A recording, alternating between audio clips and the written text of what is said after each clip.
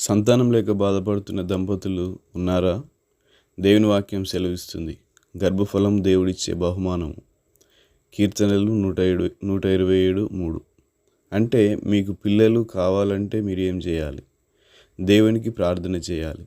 దేవుడు మీకు సంతానాన్ని అనుగ్రహించే వరకు విశ్వాసముతో, ఓపికతో ఎదురు చూడాలి. పిల్లలు లేరనే నెపంతో భార్యను చిత్రహింసలు పెట్టి నోటికి ఏ మాట వస్తే ఆ మాట మాట్లాడే భర్తలు అనేక మంది ఉన్నారు.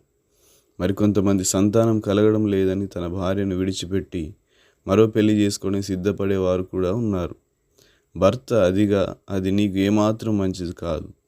వివాహం అన్ని విషయాల్లో ఘనమైనదని హెబ్రీలకు రాసిన పత్రిక 13:4 దేవుని వాక్యం సెలవిస్తుంది.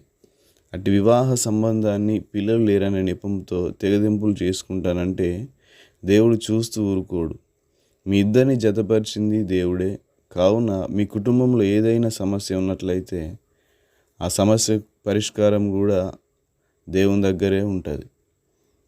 దేవుని యొద్దకు వెళ్ళి భార్యాభర్తలుగా కలిసి ఆయనతో చెప్పుకోవాలి. మీకు సంతానం లేదా, కుటుంబంలో ఏదైనా సమస్య వచ్చిందా, ఆ సమస్య మీ మధ్య నెమ్మది లేకుండా, సఖ్యత లేకుండా చేస్తుందా? అయితే మీ ఇద్దరు కలిసి మోకరించి దేవునితో చెప్పండి. ఆయన తప్పక మీ ప్రార్థనకు జవాబు అనుగ్రహిస్తాడు. దేవుడు అబ్రహాముతో చెప్పిన నిర్ణయ కాలంలో శారా గర్భవతి అయి అతని ముసలితనమందు అతనికి కుమారుని కనెను. ఆదికాండం 21:2. మనోహ భార్య గొడ్రాలై ఉన్నప్పుడు దేవుని దూత ప్రత్యక్షమై, ఇదిగో నీవు గొడ్రాలవు, నీవు కానుపు లేకపోయేను, అయితే నీవు గర్భవతివై కుమారుని కందు అని చెప్పాను. ఆ తర్వాత ఆ కుమారుని కని అతనికి సంసోను అని పేరు పెట్టాను.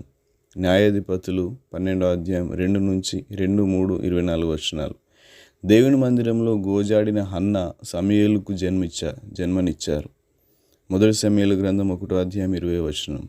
ఇస్సాకు భార్య గొడ్రాలుగా ఉన్నప్పుడు ఇస్సాకు దేవుని ప్రార్థన చేయగా రిబ్కా గర్భవతి అయి యాకోబు ఏశావుకు జన్మనిచ్చారు.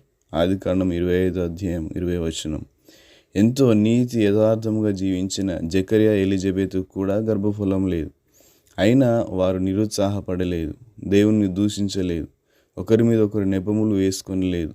వారు దేవునికి ప్రార్థన చేశారు. లూకా సువార్త 1:13. ఫలితంగా స్త్రీలు కనిన వారిలో గొప్పవాడైన యోహానును బహుమానంగా పొందుకున్నారు. ఈ వాక్యాల ద్వారా మనం గ్రహించేది ఏమిటంటే, సంతానం లేని దంపతులు విశ్వాసంతో దేవుని మీద ఆధారపడి విజయం సాధించారు. కానీ పిల్లలు లేరనే నెపంతో తమ భార్యలను చిత్రహింసలు పెట్టలేదు, ఇంటిలో నుంచి గెంటి వేయలేదు. ప్రార్థనతో విజయాన్ని సాధించి దేవుని కృపతో సంతానాన్ని పొందుకున్నారు.